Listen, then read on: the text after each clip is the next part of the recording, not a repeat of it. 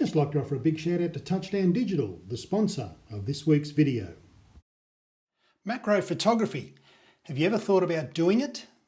Does it sound a bit daunting to you? Hello, my name's Glenn Semel and you're watching Sniper Photography. Quickly today I want to talk to you about my macro photography equipment or gear that I use. Now I have two different outfits that I use for my macro photography. One is a walk around kit, which I'll explain to you first. And the other one is on a tripod, where if I'm photographing something that's just remains still, I can take my time on the tripod and focus very, very well with this focusing rail, which I'll talk to you about in a moment. First up, my walk around kit. Now basically any digital SLR, mirrorless camera, micro four thirds, medium format, large format cameras will do the job. The main part is your lens. Now most people think that, well, we've got a zoom lens and it has macro written on it, but the numbers don't equate to what a macro lens should be. So don't fall for that. Camera manufacturers have a nasty habit of doing that, trying to convince you, hey, I could do macro photography with my 70 to 200 or my 24 to 70 zoom lens, which unless it's 1-to-1 macro, I'm sorry to say it's not a macro lens. Now, there are other ways of taking macro photography shots. You can use extension tubes, you can use filters that are magnified, but really the best way is to grab hold of a fully dedicated macro lens. Now the lens that I use, and I use this for all my macro photography, is this lens here. It's the Tamron 2.8 90mm 1-to-1 macro lens. This is a proper macro lens. Now they're not really all that expensive. I mean, you can buy them anywhere from say $800 up to about $2,000, but I prefer this Tamron lens. The optics are very, very good. Colors, the rendition of colors is very good. And the focusing ability is incredible. I mean, I can get 5 centimeters away from a subject, say from a beetle or a bug or a dragonfly. And during this video, I'll put photos up while I'm talking to you that I've taken recently with this lens. So my walk around kit consists of, and 60% or maybe 70% of my macro photography is done by just walking around with this. As you can see, I've got a wrist strap attached to my camera. On here I have a trigger which fires my flash. Now a lot of macro photographers have the flash sitting on top of the camera like that, which is fine. Sometimes I do that, but I prefer to have the camera off the center, the flash off the center of the camera, away from that central plane. And the reason for that is because I can have the light at a 45-degree angle. I can move it around like this, or I can move it around handheld like this in front of my subject. Okay, more about that flash in a moment. So what I have here is a flash bracket. Looks like a bent L bracket. And on top I have a mini ball head angled at a 45-degree angle pointing down towards the lens. So all I do is attach I can use this handheld if I want, put it anywhere near my subject. I can lay it on the ground like so. I'm walking around like this, so I've got the flash like this. I can move it anywhere I like, and that way I can control where my light's going. With macro photography, you really need an external light source such as a flash or a speed light like what this is, and that way you can overcome the ambient light. And as I said, I'll show you some photos through this video, which I've been able to control the light. Macro photography is two things. Your depth of field is paper thin. Paper thin. The closer you focus to your subject, the shallower your depth of field is. Even though you're shooting at f11, f16, you still get a shallow depth of field because of the magnification.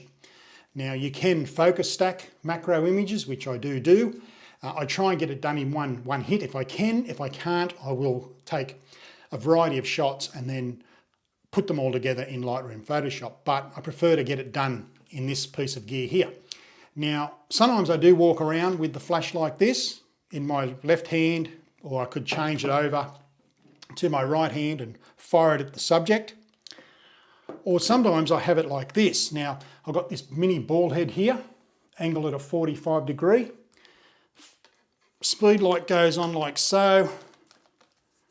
Tie it down. And there it is.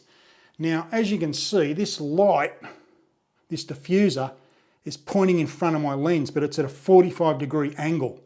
That way, if I go like that, I'm still getting the shot, still lighting the subject like this, exactly the same.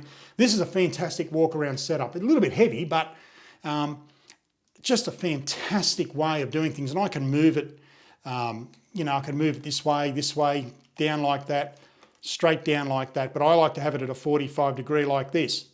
Now this diffuser, it's a rubber diffuser, which just fits on the flash head like that, or the speed light.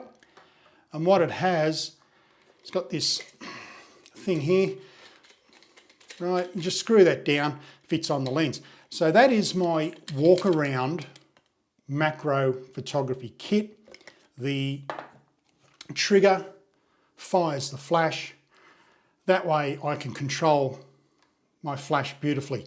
I usually set my ISO to 100.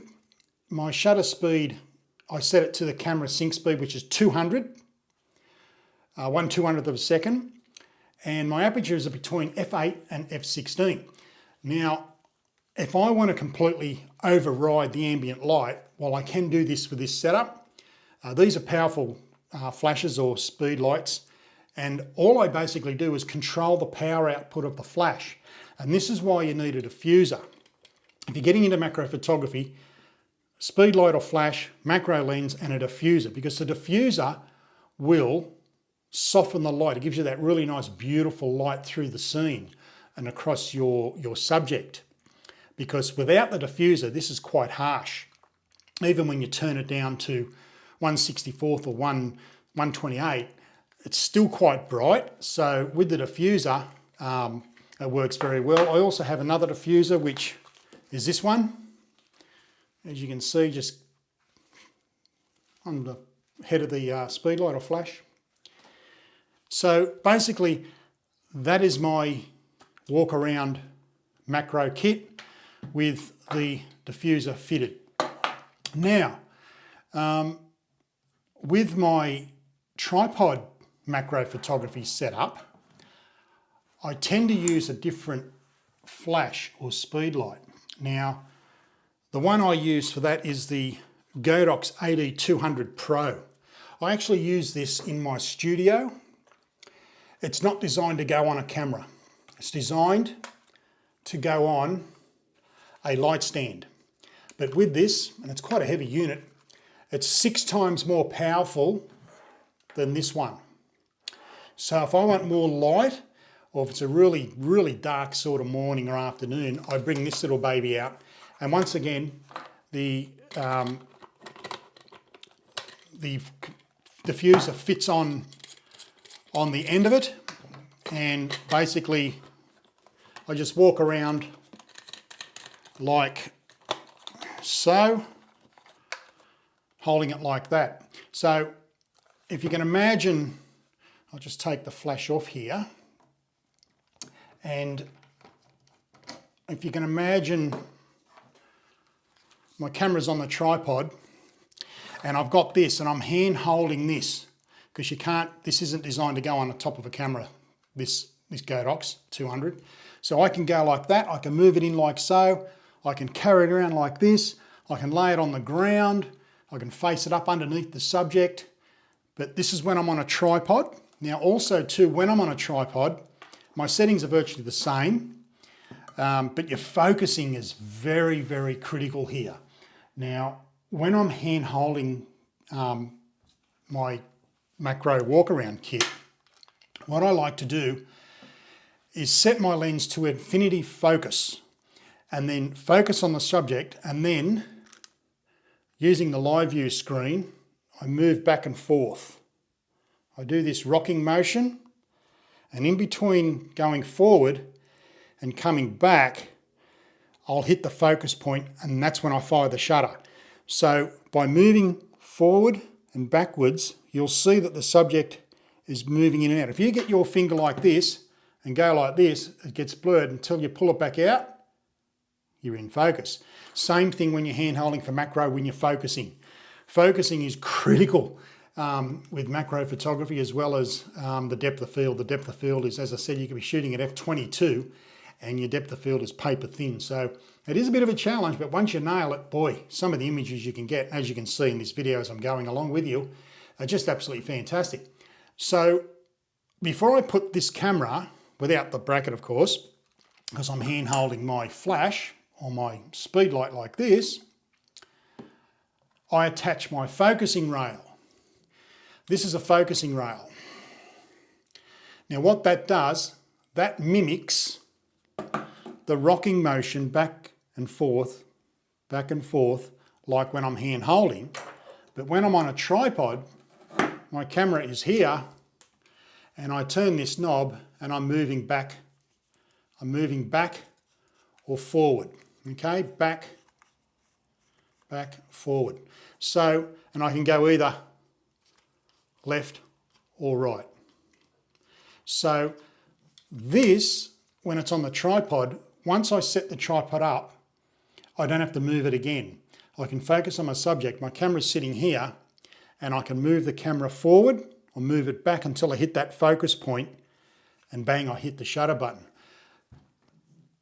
If you really want to take your macro photography to another level, a tripod will help you in most instances, but I suggest you invest in a focusing rail. Now they go from $80 up to $400. No need to spend $400, please. Don't spend your money. Don't spend that much money. You can get one for $100 like this one was. It's nice and light. It does the job, and it's absolutely fantastic for you to nail your focusing. As I said, focusing is critical with macro photography because you're so close to your subject and the magnification is 1:1. So it's 1:1 as life size on your sensor. So tripod, focusing rail, camera on top. I can move it back or forward, just like I do when I'm hand holding my camera and I'm focusing, rocking back and forth until I get the focus point. So that's my setup. Now, excuse me, with the Godox, I have a Godox trigger. Okay, that just replaces the trigger that fires this flash here because they're two different products, and just a fantastic way of taking macro photographs really. So they're two kits that I use for my macro photography. I do like the walk around one. It enables me, it doesn't, I'm not carrying extra weight, I'm not carrying the tripod around, but sometimes for the images that I want to take in the area that I'm going to, then the tripod really must come along with me for the ride. So, but yeah, about 70% handheld. The rest of the time is with a tripod. But that's my two macro photography setups. I will do a video in the next few days on my workflow with my macro photography, and I'll show you how I focus doing the rocking forward and back motion, both with handheld and on the tripod. I've got a couple of ideas that I'll put forward to you. So that's it. But as I said, really the lens is the key here. A macro lens with 1:1 written on it. They also, and that's a 90mm. The longer the focal length, your working distance is a bit different than it is when you use a 60mm macro lens. But I find 90 to 100mm macro lens is the best focal length. Because keeping in mind, when you photographing insects, 1 minute they're there, the next minute they're gone. So you don't want to frighten them. Even with your shadow, if your shadow comes across, they'll fly away or take off. I find that if you're going to photograph insects, do it real early in the morning because they're just waking up. They're not, they're not ready to go for the day. That's probably the best time to photograph insects, is late of either very, very early of a morning or very, very late in the afternoon. Dragonflies are a classic example. If you go to a local park and there's a pond with reeds, you will find these fantastic dragonflies, and they're just an amazing animal, really. Amazing creature, beautiful blue eyes. But I hope you've enjoyed these images that you've been seeing through this. I'll put a couple more at the end. But yeah, that's my macro photography kit, or kits. There's 2 of them, one walk around and one tripod kit. But keep an eye out for the next video, which I will go out and take a few macro shots, and I will show you my focusing technique and how close you can get with a 1-to-1 macro lens. So that's it for another episode of Sniper Photography. Let me know what you think. Please put your thoughts down below, or the comments down below. I'd certainly get back to you when I can. So thank you for watching. And as I always say, my name is Glenn Samuel. You've been watching Sniper Photography. Keep smiling, keep shooting. Bye for now.